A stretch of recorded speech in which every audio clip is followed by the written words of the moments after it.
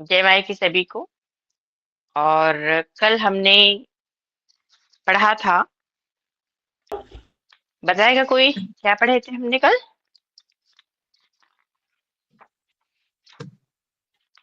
भूमि की सतह। ठीक है, चारों भूमि की कोण और सतह। चारों दिशा। हाँ, वो हमने भूमि की सतह को हमने पूरा कल कंप्लीट किया था। आज हम जो टॉपिक लेंगे वो है गृह आरंभ। कि घर को जब हम बनाना प्रारंभ करते हैं तो हमें किन किन हमें क्या क्या कब उसको प्रारंभ करना चाहिए। ठीक है, राशि के अनुसार, ग्रह के अनुसार, नक्षत्र के अनुसार। ठीक है, इसके हिसाब से हम क्या करते हैं, घर का निर्माण प्रारंभ करते हैं। ठीक है, तो अभी हम क्या करेंगे, आपको मैं बताते जाऊंगी, आप लोग उसको नोट डाउन करेंगे। वैसे जो पहला टॉपिक है जनरली सब जानते हैं, तो अगर आप बोलेंगे तो मैं लिखवाई थी वैसे पहले, पता नहीं कितनों के पास है कितनों के पास नहीं है, इसलिए फिर से मैं बोल देती हूँ। ठीक है, टॉपिक डाले गृह आरंभ। जी बोले, क्या बोलना चाह रहे हैं आप राजेश जी? मैडम जी, मैं असली में आज भगवान शिव के पूजन अभिषेक में बैठा हुआ हूँ, इसलिए जुड़ नहीं पा रहा था क्योंकि कार्यक्रम चालू है पूजन अभी। तो कोई दिक्कत रिकॉर्डिंग नहीं, कोई आपकी हो दिक्कत रही नहीं, है ना? रिकॉर्डिंग हो रही है। आप हाँ हो रही है, आप लिख लीजिएंगे बाद में। ठीक है, जी जी, मैं क्षमा चाहूँगा आज के लिए। ठीक है, जी चलिए कोई समस्या नहीं है। हाँ, टॉपिक डाले गृह आरंभ। हो गया सबका टॉपिक?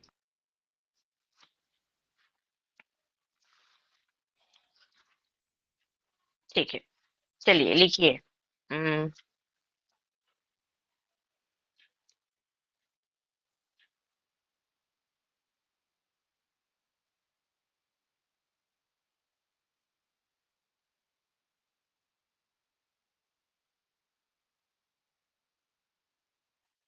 जी कोकिला जी पूछे, क्या जानना चाह रही है?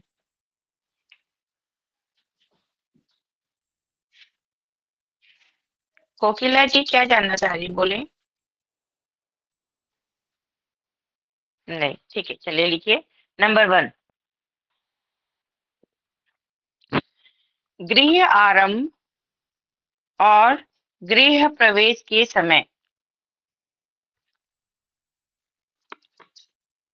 गृह आरंभ और गृह प्रवेश के समय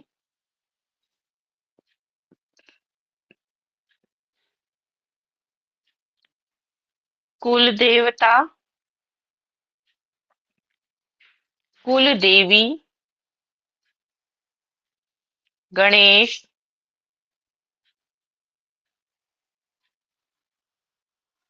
क्षेत्रपाल,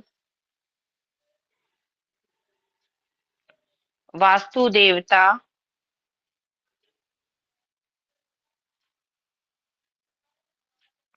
और दिक्पालों की विधिवत पूजा करें। गृह आरंभ और गृह प्रवेश के समय कुल देवता, कुल देवी, गणेश, क्षेत्रपाल, वास्तु देवता और दिक्पाल की विधिवत पूजा करें।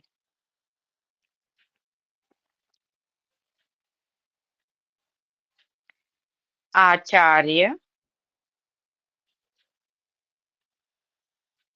द्विज, आचार्य, द्विज और शिल्पी को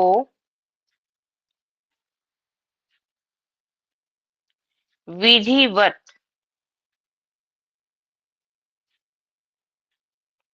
संतुष्ट करें। आचार्य, द्विज और शिल्पी को विधिवत संतुष्ट करे का मतलब ये होता है कि उनको जो भी आपको द्रव्य दक्षिणा देनी हो वो ऐसा दे कि सामने वाला संतुष्ट रहे, मतलब उसको ऐसा ना लगे कि 10 रुपए का काम किया आपने 2 रुपए दे दिया, ऐसा ना हो। इसका विशेष, जब हम किसी को दक्षिणा दे रहे होते हैं तो हमको इस चीज का विशेष ध्यान रखना चाहिए कि दक्षिणा हमें वो देनी चाहिए जो सामने वाले को भी पाकर खुशी हो। पता चला कि कोई आकर के आपके यहाँ 4 घंटा पूजा किया और आपने 500 रुपये दे दिया, तो ये उससे वो संतुष्ट नहीं होगा। इसका विशेष ध्यान रखें। ठीक है, चलिए आगे लिखिए। शिल्पी को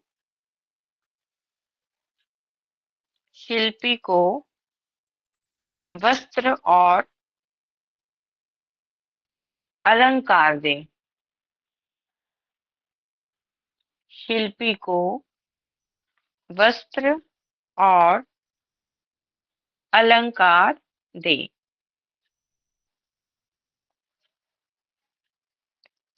ऐसा करने से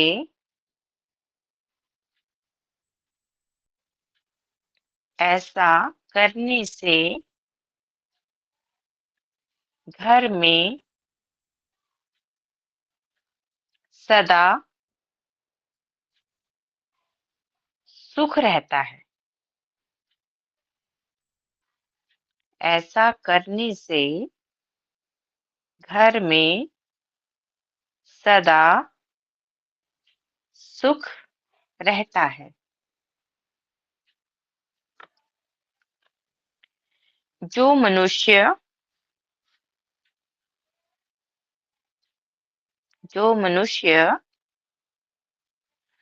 सावधान होकर, सावधान मीन्स अलर्ट होकर, गृह आरंभ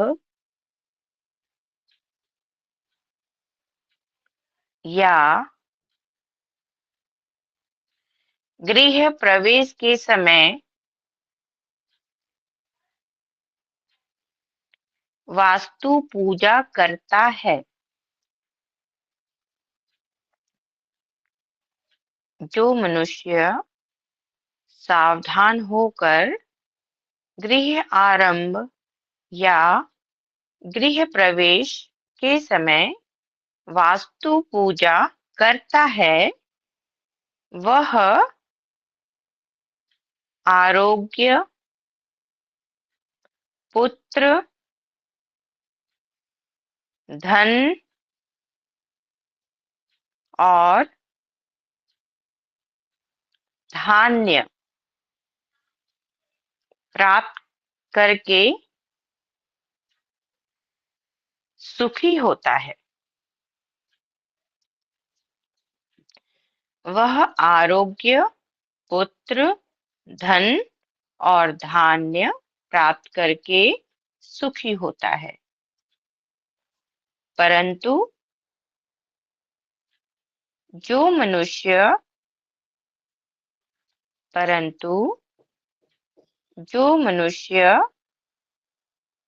वास्तु पूजा न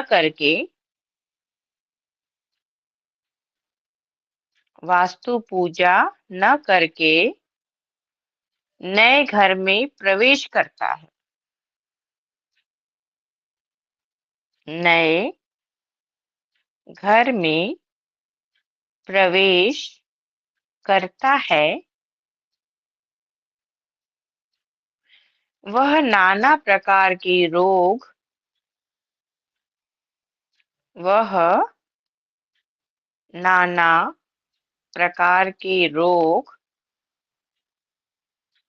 कलेश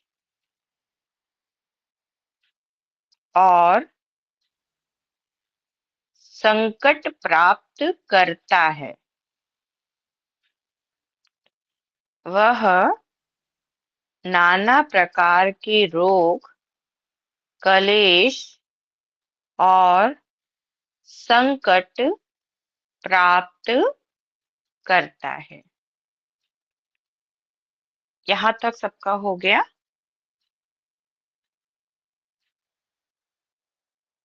जी मैम। किसी को कोई, ठीक है, वॉइस मॉड्यूलेशन ठीक है? किसी को कोई समझने में कोई दिक्कत तो नहीं आ रही है? नहीं, अच्छी है, बढ़िया है। नहीं। चलिए ठीक है, हम नंबर 2 लिखते हैं। अब आगे,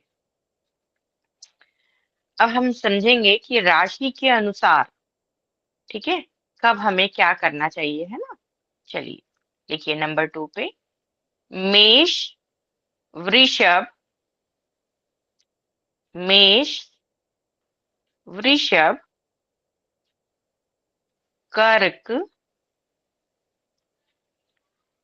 सिंह, तुला, वृश्चिक, मकर और कुंभ। मेष, वृषभ, कर्क, सिंह, तुला, वृश्चिक, मकर और कुंभ।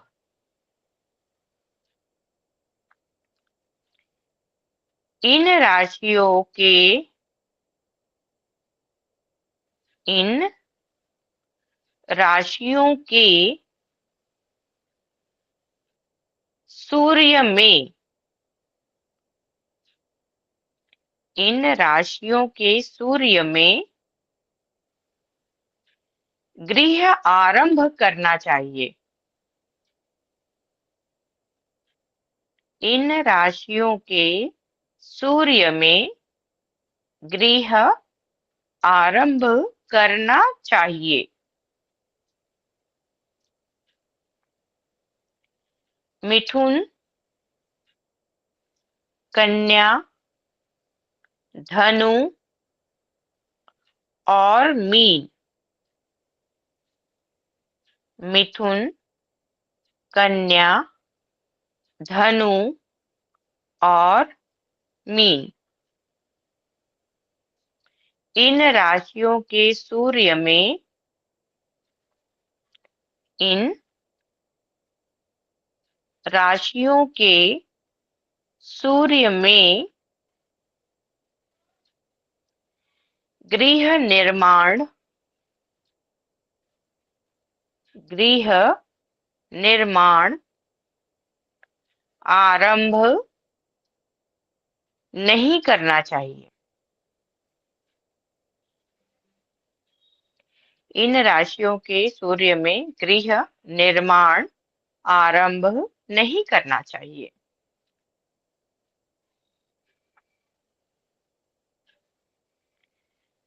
मेष राशि के सूर्य में, मेष राशि के सूर्य में गृह आरंभ करने से शुभ फल की प्राप्ति होती है। शुभ फल की प्राप्ति होती है।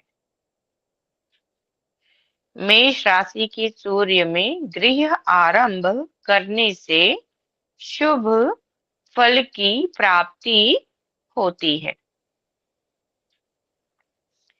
वृश्चिक राशि के सूर्य में, वृश्चिक राशि के सूर्य में गृह आरंभ करने से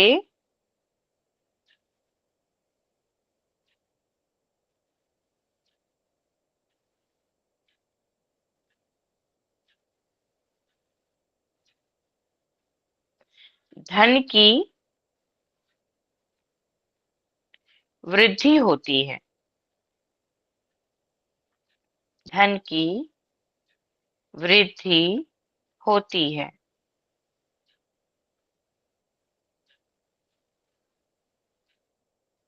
मिथुन राशि के सूर्य में, मिथुन राशि के सूर्य में गृह आरंभ करने से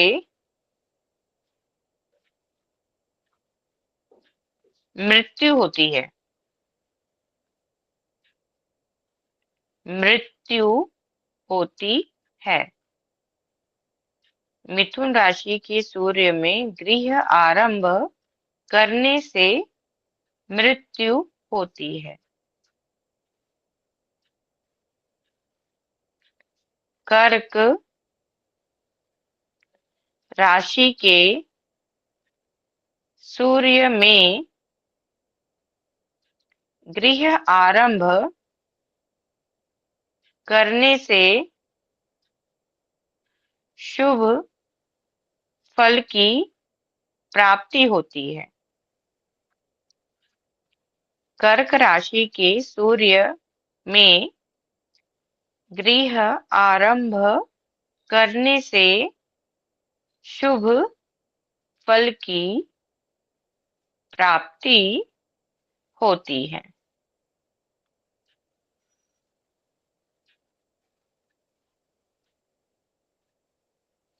सिंह राशि के सूर्य में सिंह राशि के सूर्य में गृह आरंभ करने से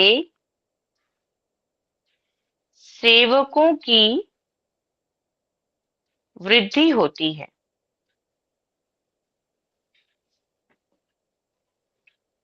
सेवकों की वृद्धि होती, सेवक मतलब नौकर चाकर की वृद्धि होती है। कन्या राशि के सूर्य में कन्या राशि के सूर्य में गृह आरंभ करने से रोग होता है।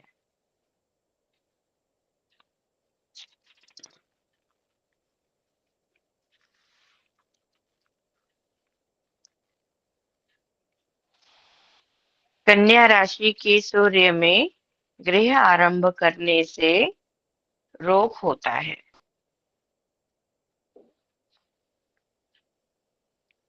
तुला राशि के सूर्य में गृह आरंभ करने से सुख होता है। तुला राशि के सूर्य में गृह आरंभ करने से सुख होता है। वृश्चिक राशि के सूर्य में वृश्चिक राशि के सूर्य में गृह आरंभ करने से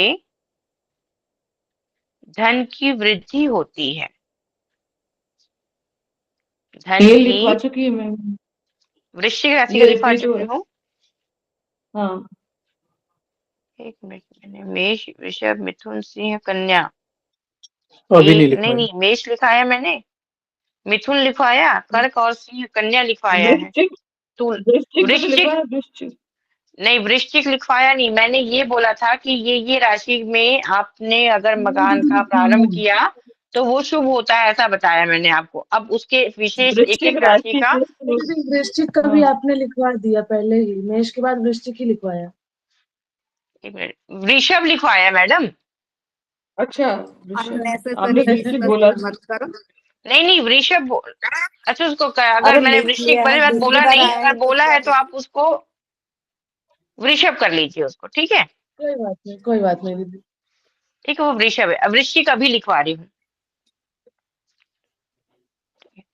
वृश्चिक अभी राशि लिखा है के वो सूर्य वृश्चिक। में सीक्वेंस में सेकंड में वृषभ ही आएगा। हाँ वृषभ ही, सेकंड में वृषभ ही आएगा। मैंने बोला भी, पता नहीं कंफ्यूजन हो सकता है, कोई दिक्कत नहीं है। ठीक है, लिखिए। वृषभ राशि के सूर्य में गृह आरंभ करने से धन की वृद्धि होती है।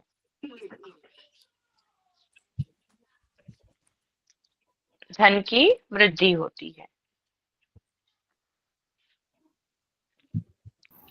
ये वृषभ धनु राशि, वृषभ का मैंने बताया था। इसमें आरंभ करने से धन की वृद्धि होती है, इसमें भी। ठीक है, वृश्चिक में भी वही है।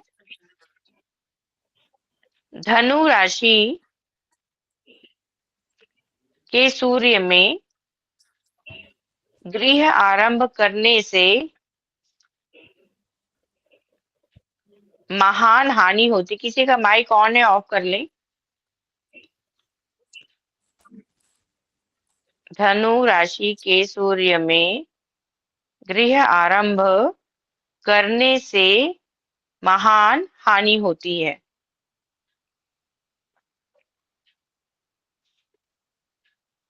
मकर राशि के सूर्य में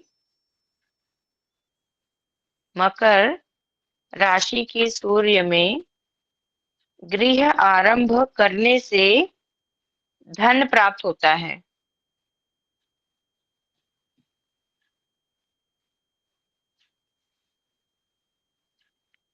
कुंभ राशि के सूर्य में गृह आरंभ करने से रत्न का लाभ होता है। रत्न लाभ होता है। मेरे ख्याल से रत्न में किसी को कंफ्यूजन नहीं है, सब समझ रहे हैं कि रत्न क्या होता है। किसका लाभ होता है मैम? रत्न लाभ, रत्न का लाभ होता है।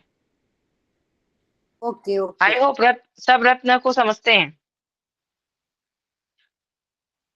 जी जी मैम।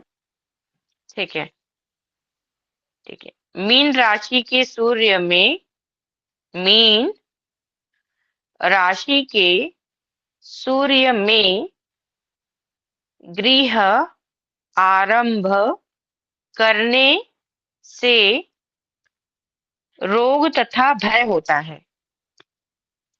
रोग तथा भय होता है। ये हमने अभी राशियों के हिसाब से जाना। यहां तक सबको क्लियर है? एक धनु का नहीं है जी अभी। किसका नहीं हुआ? धनु में ये जो आपने लिखवाया महान हानि, तो यानी बड़ी हानि या मान हानि होता है, वो है। महान हानि मतलब वो किसी भी तरह की हानि ही है। बड़ा ठीक है, नुकसान। जी, बड़ा बड़ा नुकसान। नुकसान। बड़ा जी नुकसान। महान मतलब हानि का मतलब मान हानि भी हो सकता है और बहुत सारी चीजें हो सकती हैं। मतलब उसका कोई लिमिट नहीं है कि कितना कितना नुकसान होगा। जी। ठीक है, और यहाँ तक किसी को कोई कंफ्यूजन है तो पूछें, अदरवाइज आगे चलते हैं।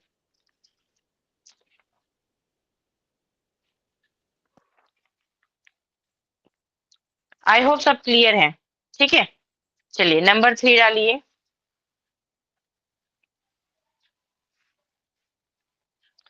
अब हम नक्षत्रों के हिसाब से जानेंगे। ठीक है, पहले हमने राशियों के हिसाब से जाना, अब नक्षत्र के हिसाब से जानेंगे। नंबर 3 में लिखिए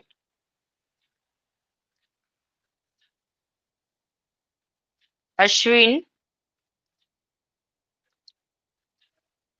अश्विन, रोहिणी, मृगशिरा, पुष्य, उत्तरा फाल्गुनी,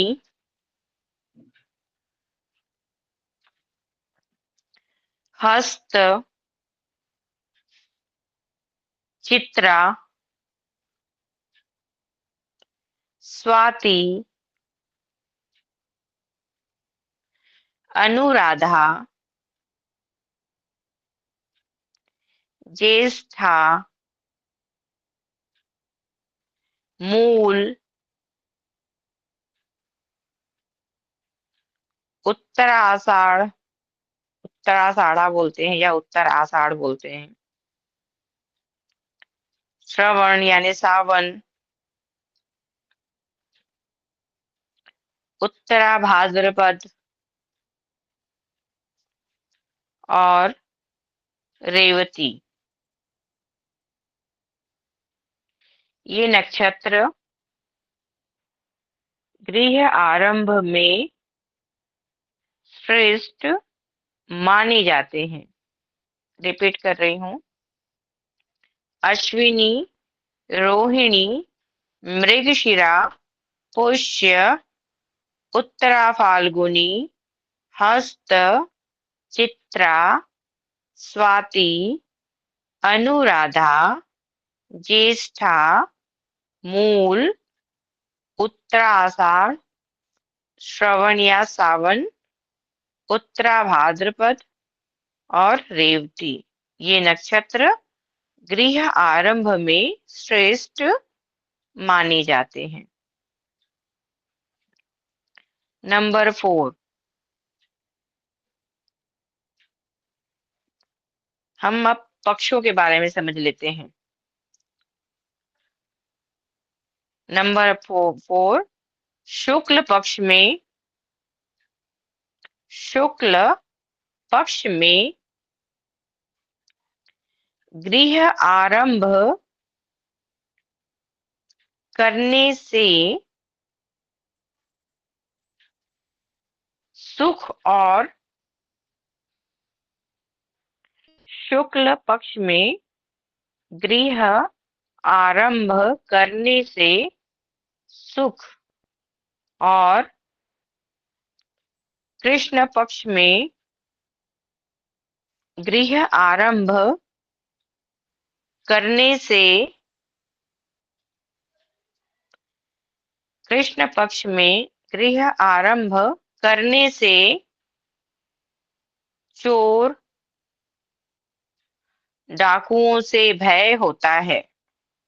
चोर और डाकुओं से भय होता है।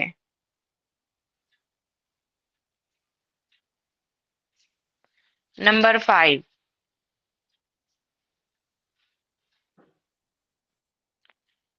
चैत्र,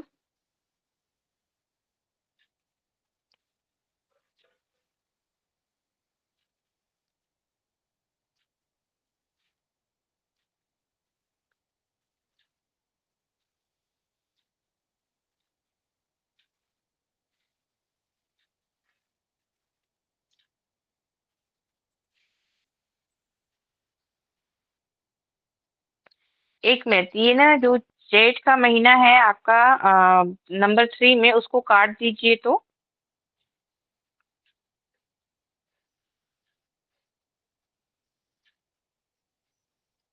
नहीं सॉरी, काटिए नहीं, उसको ज्येष्ठा कर दीजिए। आ की मात्रा लगाया आपने, ज्येष्ठा। जी लगाया हुआ है। लगा हुआ है ना? अच्छा ठीक नक्षत्र है, में कर मैडम? दीजिए। हाँ, नक्षत्र में ज्येष्ठा लिखा है कि जेठ लिखा है, क्या लिखा है देखिए तो एक नहीं, बार। ज्येष्ठा ही लिखते हैं। ज्येष्ठा ही लिखवाया अच्छा आपने। ठीक है, ओके, हाँ लिखिए, नंबर 5 पे लिखिए। चैत्र, ज्येष्ठ,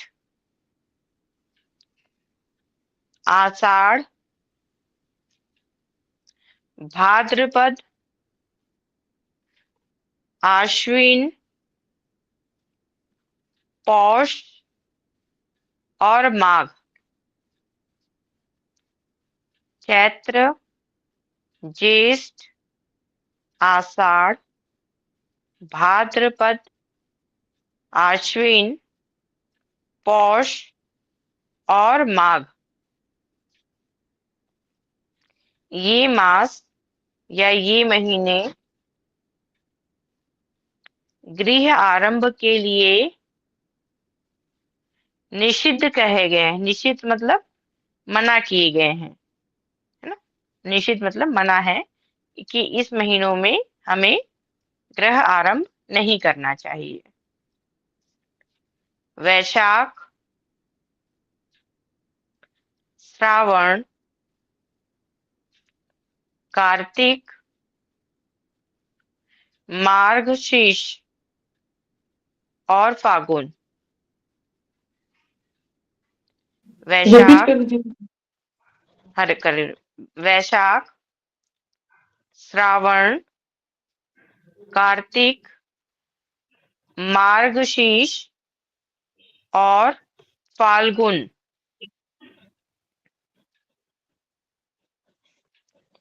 ये मास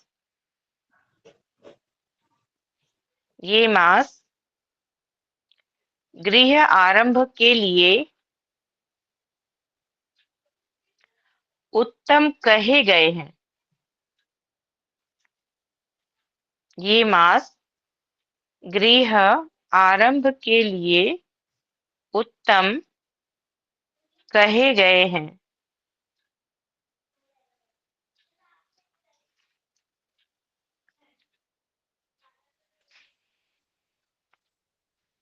इतना हो गया कि आगे लिखा दूं?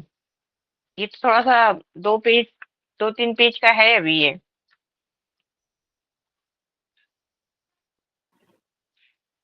लिखाओ लिखाओ। लिखवा दो मैडम। जनता जनता का क्या मत है?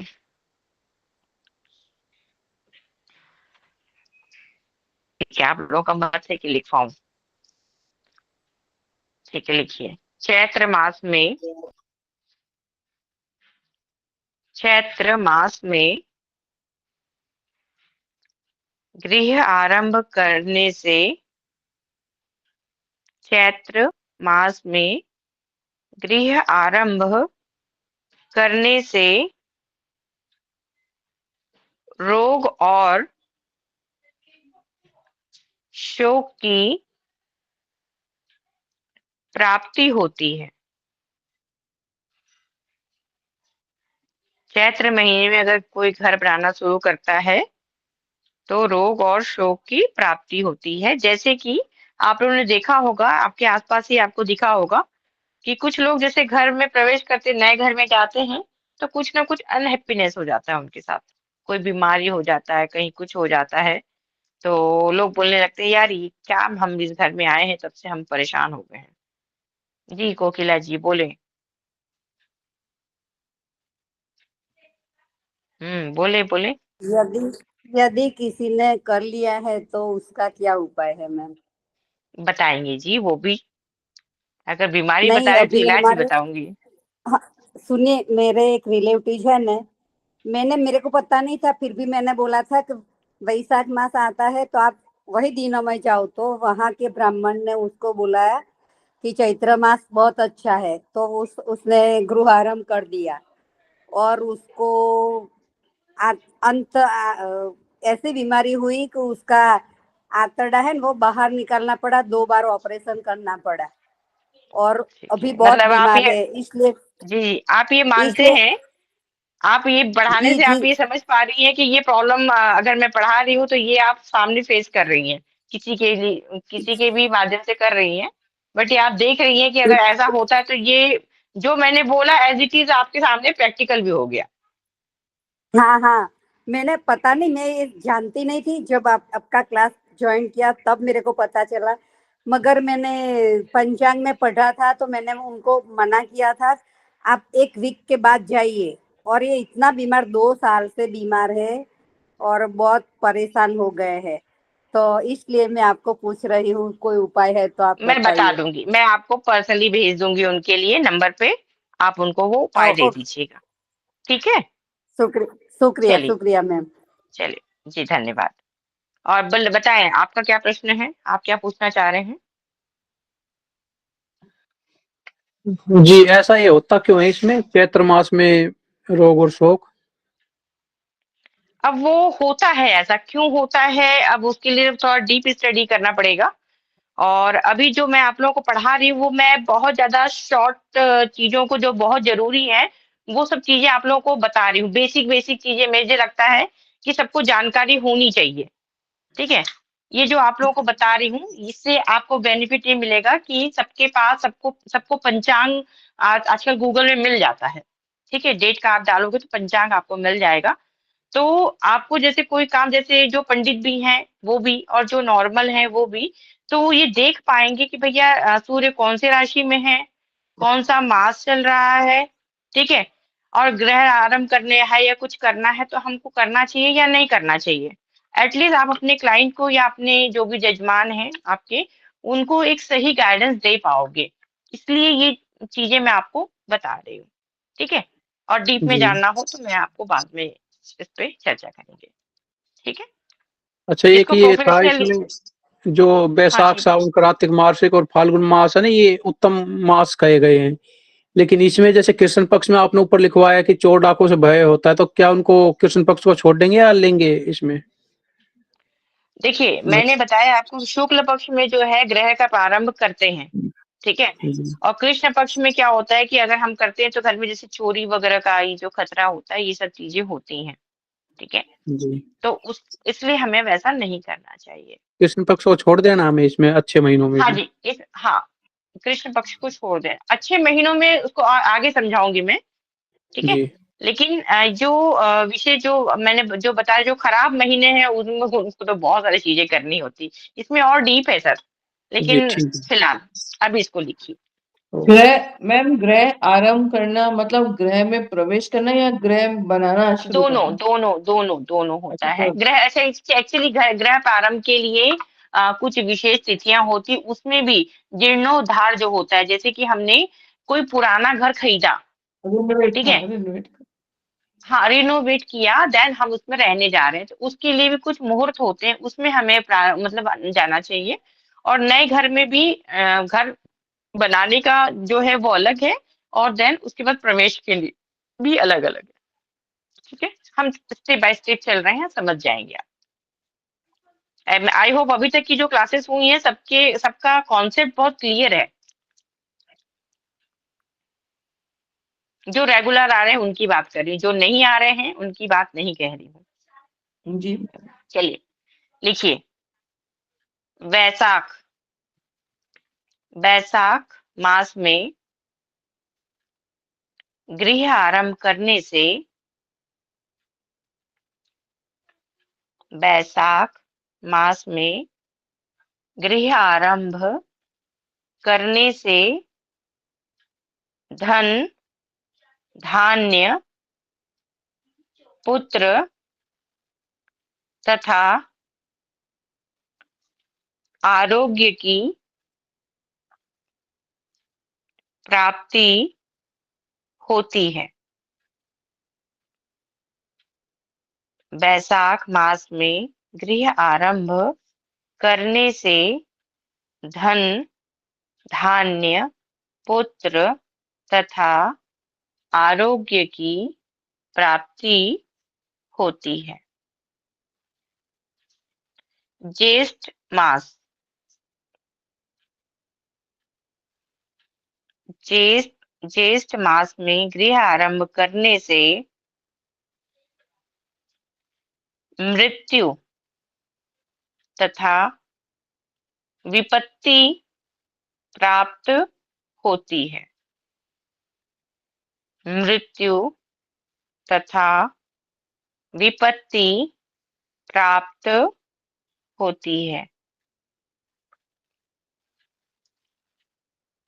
आषाढ़ मास में, आषाढ़ मास में गृह आरंभ करने से पशुओं की हानि होती है। पशुओं की हानि होती है। श्रावण मास में गृह आरंभ करने से पशु, धन और मित्रों की वृद्धि होती है। श्रावण मास में गृह आरंभ करने से पशु, धन और मित्रों की वृद्धि होती है। आज यहीं तक, रिकॉर्डिंग ऑफ कर दें।